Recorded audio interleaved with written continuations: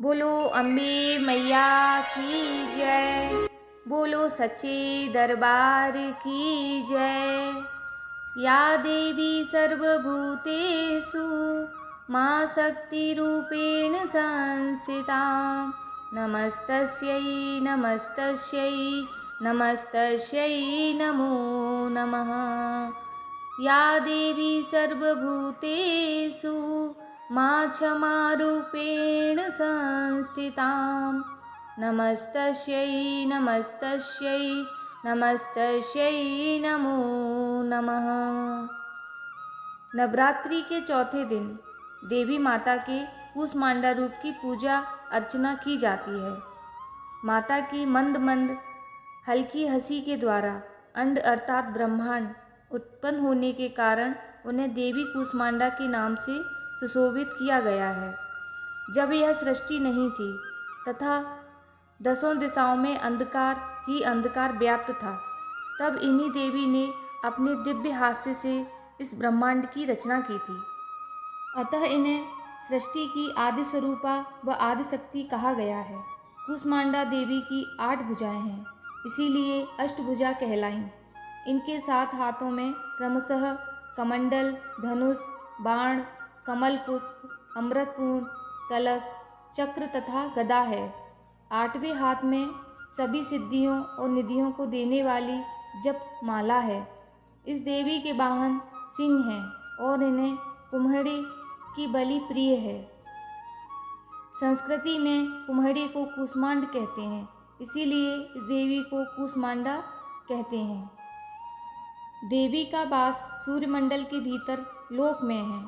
सूर्यलोक में रहने की शक्ति क्षमता केवल इन्हीं में है, इसीलिए इनके शरीर की कांति और प्रभा सूर्य की भांति ही दैदीप्यमान है। इनके ही तेज से दसों दिशाओं आलोकित हैं। ब्रह्मांड की सभी वस्तुएं और प्राणियों में इन्हीं का तेज व्याप्त है। अचंचल और पवित्र मन से नवरात्रि के चौथे दिन देवी की पूजा आराधना करना चाहिए। इससे भक्तों के रोगों और शोकों का नाश होता है तथा उसे आयु, यश, बल और आरोग्य प्राप्त होता है। ये देवी अल्प सेवा और भक्ति से ही प्रसन्न होकर आशीर्वाद देती हैं। सच्चे मन से पूजा करने वाले को सुगमता से परम पद प्राप्त होता है। विधि विधान से पूजा करने पर भक्त को कम समय में ही कृपा का सूक्ष्म भाव अनुभव होने लगता है।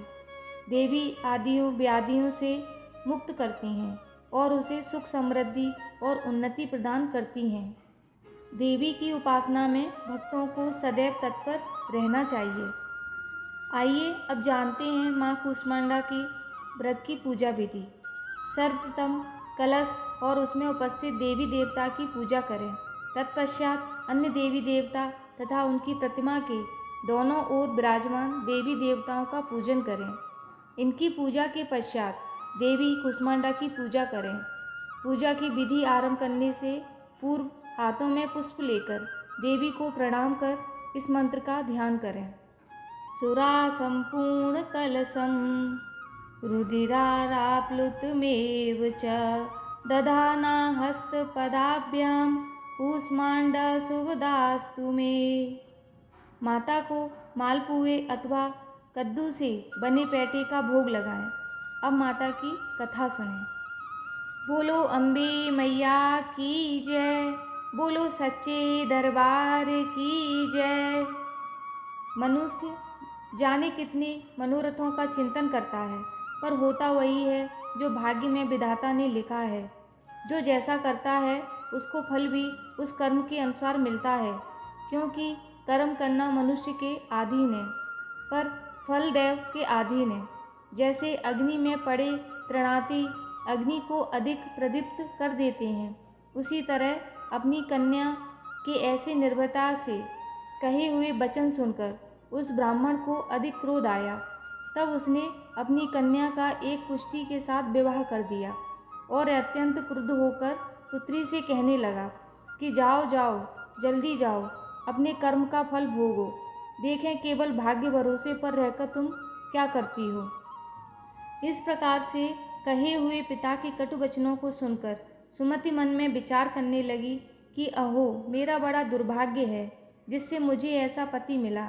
इस तरह अपने दुख का विचार करती हुई वह सुमति अपने पति के साथ वन चली गई और भयावने कुशयुक्त उस स्थान पर उन्होंने वह रात बड़े कष्ट से व्यतीत की। उस गरीब बालिका की ऐसी दशा देखकर भगवती पूर्व पुण्य के प्रभाव से प्रकट होकर सुमति से कहने लगी कि हे दीन ब्रह्माणी, मैं तुम पर प्रसन्न हूँ।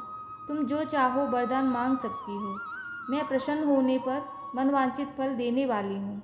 इस प्रकार भगवती दुर्गा का वचन सुनकर ब्राह्मणी कहने लगी कि आप कौन हैं जो मुझ पर प्रसन्न हुई हैं?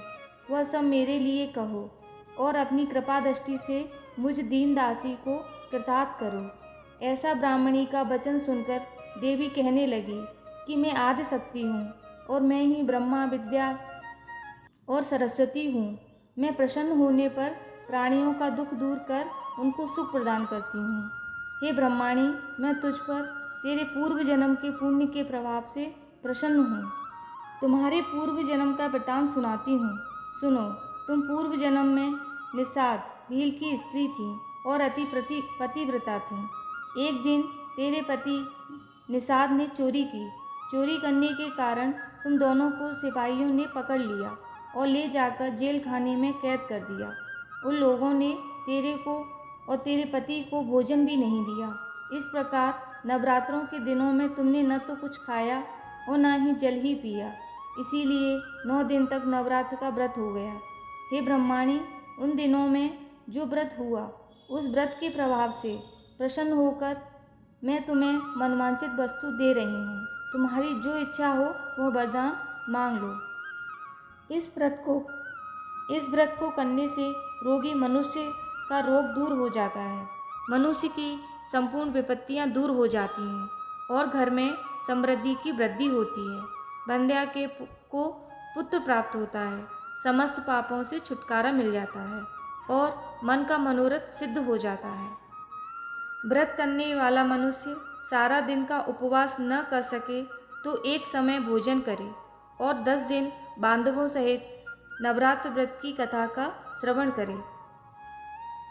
आइए अब सुनते हैं माँ कूष्मांडा जी की आरती। कूष्मांडा जय जग सुखदानी, मुझ पर दया करो महारानी। पिंगला ज्वाला मुखी निराली, शाकंभरी माँ भोली भाली। लाखों नाम निराले तेरे, भक्त कई मत वाले तेरे। भीमा पर्वत पर है डेरा, स्वीकारो प्रणाम ये मेरा। सबकी सुनती हो जगदम्बे, सुख पहुँचती हो माँ अम्बे।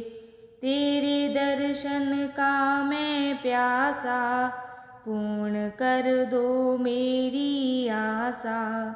माँ के मन में ममता भारी, क्यों न सुनेगी अरज हमारी। तेरे दर पर किया है डेरा, दूर करो माँ संकट मेरा। मेरे कारज पूरे कर दो, मेरे तुम भंडारे भर दो। तेरा दास तुझे ही ध्याए, भक्त तेरे दर शीस झुकाए। बोलो सच्चे दरबार की जय। जय माता दी।